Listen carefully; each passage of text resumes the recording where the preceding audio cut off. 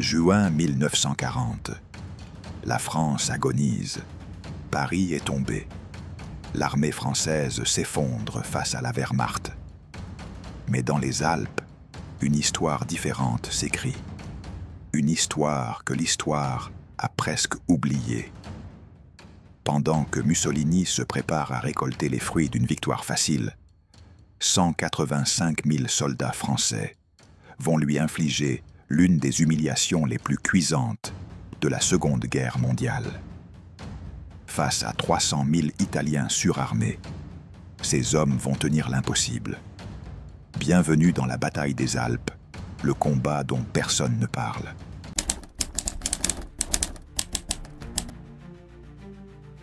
Le 10 juin 1940, Benito Mussolini commet l'erreur de sa vie. Depuis son balcon du Palazzo Venezia à Rome, il déclare la guerre à une France déjà mourante. Hitler vient de percer les lignes françaises. L'armée britannique fuit à Dunkerque. Paris tombera dans 4 jours. Pour le DUS, c'est le moment parfait. Il veut sa part du gâteau avant que tout ne soit fini. Mussolini rêve de gloire. Il imagine ses troupes déferlant dans les Alpes, occupant Nice, la Savoie, peut-être même Lyon. Il voit déjà l'Italie agrandie, restaurée dans sa grandeur romaine.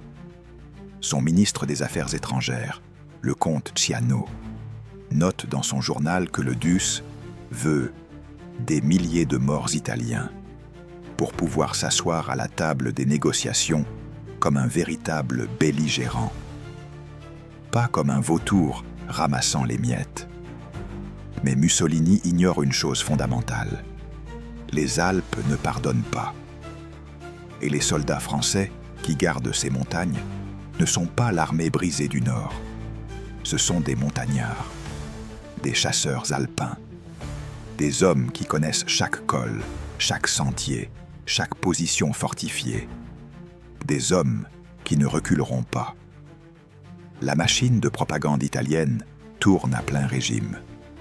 Les journaux annoncent une promenade militaire. Les généraux promettent une victoire en quelques jours. L'armée italienne aligne 32 divisions, 300 000 hommes, des centaines de chars, des milliers de pièces d'artillerie. Face à eux, la France ne peut aligner que 185 000 hommes épuisés, avec un matériel limité. Sur le papier, c'est un massacre annoncé.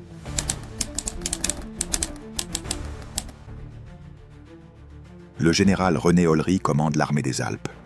Un homme méthodique, calme, qui connaît son terrain. Contrairement au reste de l'armée française prise dans la débâcle du Nord, ses troupes sont intactes, organisées et surtout motivées. Ce ne sont pas des conscrits terrorisés. Ce sont des spécialistes de la montagne. Les chasseurs alpins forment l'élite de cette armée. Ces soldats en béret bleu sont entraînés depuis des mois, parfois des années, à combattre dans les conditions les plus extrêmes. Ils skient, escaladent, survivent dans la neige et le froid. Chaque homme connaît sa montagne comme sa poche. Chaque position a été préparée, fortifiée, approvisionnée. Et puis il y a la ligne Maginot des Alpes. Moins connue que sa grande sœur du Nord-Est, elle est pourtant tout aussi impressionnante. Des dizaines de forts, de casemates, de bunkers creusés dans le roc, des positions d'artillerie dominant les vallées, des tunnels reliant les ouvrages, des stocks de munitions pour tenir des mois. Ces fortifications sont imprenables par une attaque frontale. Le moral est d'un autre niveau que dans le reste de l'armée française. Ici, pas de débâcle, pas de retraite chaotique. Les hommes savent qu'ils défendent leur terre, leur village, leur famille. Beaucoup sont originaires de ces montagnes. Ils ne reculeront pas d'un pouce. Ils préfèrent mourir plutôt que de laisser l'envahisseur passer. Le général Ollery organise sa défense avec précision. Il sait qu'il ne peut pas gagner une guerre d'usure, mais il peut tenir. Il peut transformer chaque vallée en piège mortel, chaque col en forteresse. Et c'est exactement ce qu'il fait. Ses ordres sont clairs. Pas un mètre de terrain sans combat. Chaque position doit être défendue jusqu'au dernier homme.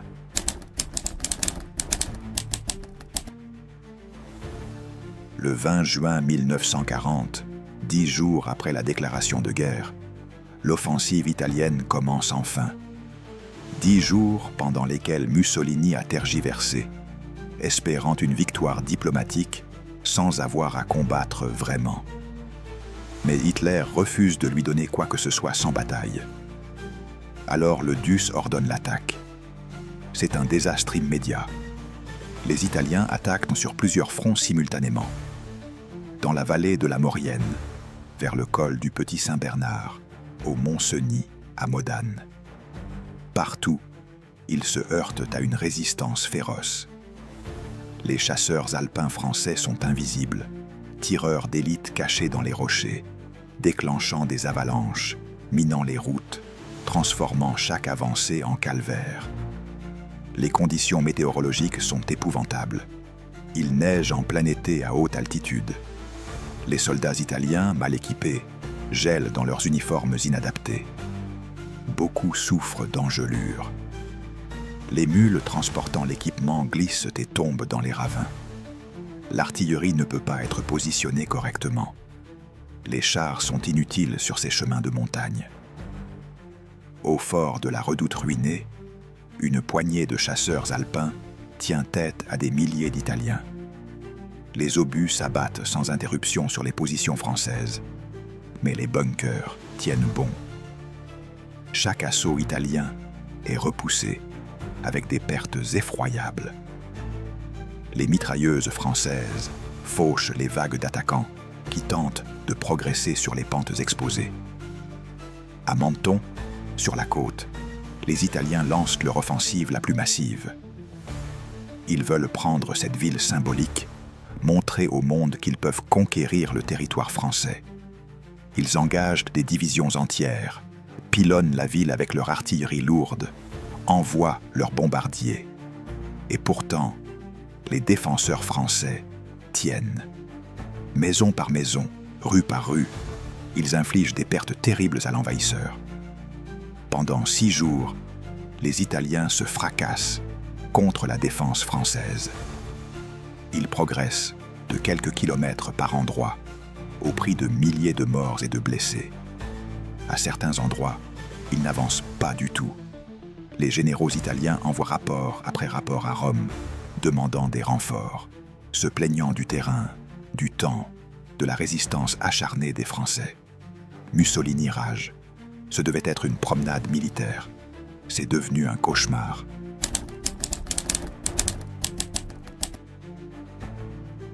Le sergent-chef Jean-Marie Gandoët défend le fort du Sapet avec 15 hommes. Face à lui, un bataillon italien entier. Pendant 3 jours, il repousse chaque assaut. L'artillerie italienne détruit leurs positions extérieures. Mais le fort tient. Quand les munitions viennent à manquer, ils récupèrent celles des Italiens tombés. Ils tiennent jusqu'à l'armistice. Le sergent Gandoët recevra la Légion d'honneur.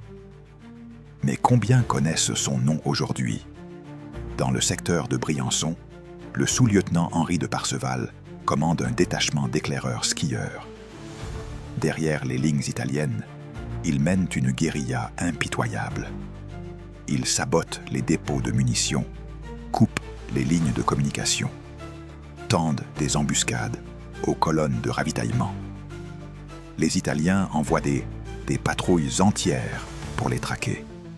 Elles ne reviennent pas. Au col du Petit Saint-Bernard, le capitaine Desmazès transforme sa position en forteresse imprenable. Avec 2 compagnies de chasseurs alpins, il bloque toute une division italienne. Les assauts se succèdent, de plus en plus désespérés. Chaque fois, les Français les repoussent. Quand l'artillerie italienne détruit un bunker, les survivants se replient sur la position suivante et continuent le combat. Pas un mètre n'est abandonné sans combattre. À Menton, les combats sont d'une violence inouïe. Le lieutenant Fayolle défend le pont Saint-Louis avec une section. Les Italiens le pilonnent pendant des heures, puis lancent l'assaut avec des chars légers et de l'infanterie. Les Français détruisent les chars à bout portant avec leurs canons anti-chars, puis repoussent l'infanterie à la grenade et aux fusils mitrailleurs. Le pont tient. Fayolle est blessé 2 fois, mais refuse d'être évacué.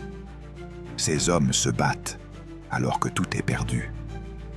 Ils savent que Paris est tombé, que l'armistice sera signé d'un jour à l'autre, que leur combat ne changera rien à l'issue de la guerre. Et pourtant, ils se battent, par honneur, par devoir, pour montrer que la France n'a pas capitulé partout, qu'il existe encore des soldats français prêts à mourir debout plutôt qu'à vivre à genoux.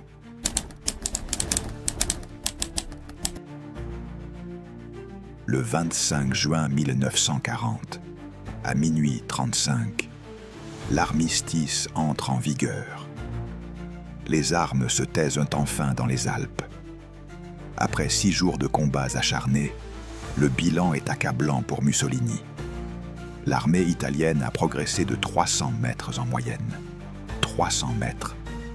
Pour 300 000 hommes engagés, c'est une humiliation absolue. Les pertes italiennes sont catastrophiques. Plus de 6 000 morts, blessés et disparus. Des milliers d'autres sont hors de combat à cause des engelures et de l'épuisement. Le moral des troupes est au plus bas. Les soldats italiens ont découvert que leurs officiers les avaient envoyés dans un piège mortel, mal équipés, mal préparés, face à un ennemi supérieurement entraîné et motivé. Côté français, les pertes sont dérisoires en comparaison. Moins de 400 morts et blessés. Aucune position majeure n'a été perdue. La ligne Maginot des Alpes est intacte. Les forts n'ont pas été pris. Menton n'est tombé que partiellement, et encore au prix d'un déluge de feu. Si les combats avaient continué 1 semaine de plus, l'offensive italienne se serait effondrée complètement. Hitler est furieux contre Mussolini. Le Deuce voulait participer au dépeçage de la France. Il n'a réussi qu'à se ridiculiser. Lors des négociations d'armistice à Rome, les Italiens tentent de réclamer des territoires qu'ils n'ont pas conquis. Les Français refusent net. Vous voulez Nice? Allez la prendre. Vous voulez la Savoie? Venez la chercher. Finalement, l'Italie n'obtient qu'une zone d'occupation minuscule, quelques kilomètres de terrain qu'elle a payé au prix du sang. Cette victoire française est totale sur le plan tactique et stratégique. 185 000 hommes ont bloqué 300 000 Italiens. Ils les ont humiliés. Ils ont montré au monde que l'armée française n'était pas morte, qu'elle pouvait encore se battre et gagner quand elle était bien commandée et motivée. Malheureusement, cette victoire arrive trop tard pour changer le destin de la France.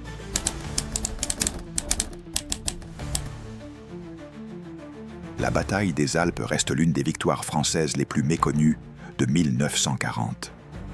Pendant que la France s'effondrait au nord, ses hommes ont tenu l'impossible dans les montagnes. Ils ont prouvé que courage, préparation et connaissance du terrain pouvaient triompher du nombre. Leur sacrifice n'a pas sauvé la France, mais il a sauvé l'honneur. Et cet honneur, personne ne pourra jamais le leur enlever.